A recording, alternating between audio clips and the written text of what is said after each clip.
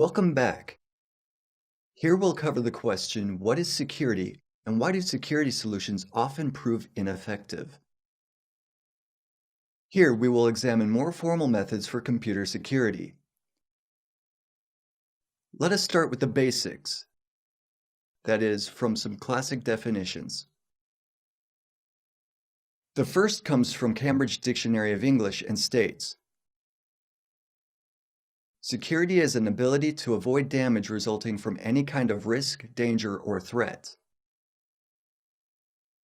Please note that this definition is very general and quite restrictive.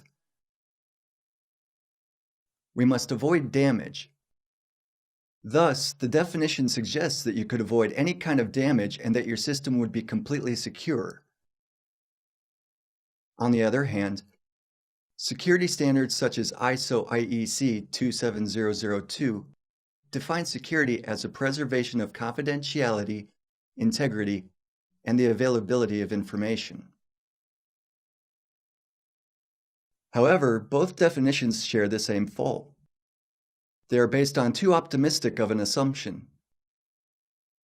They require people who are responsible for computer security, like you and I, to do something impossible. They require us to avoid any damage. In the previous lectures, we discussed the service level agreement, and we mentioned that the recovery time objective is defined as a percentage, but it can never be 100%. Security is similar. It would be unrealistic to assume that complete security can be achieved.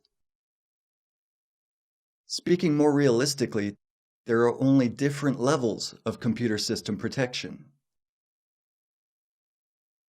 With that in mind, let's try to rephrase our definition of security.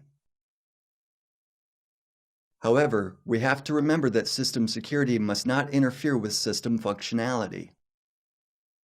That is to say, you cannot implement security solutions at the expense of functionality. Granted, it would be relatively easy to design a highly secure but very impractical system.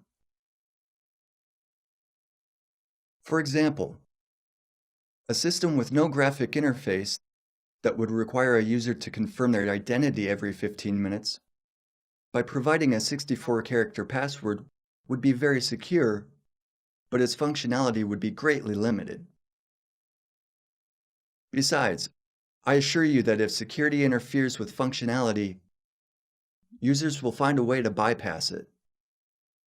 Users always prefer solutions that are more comfortable and effective. Security policy must not provoke them to ignore it.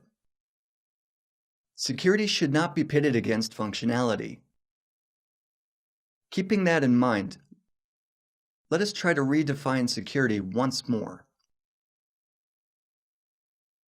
The goal of security is to be able to avoid too much damage by assessing risk, dangers, or threats. It may not sound that optimistic, but it is certainly more realistic. Therefore, we will consider how to assess risk and potential damage by means of threat classification.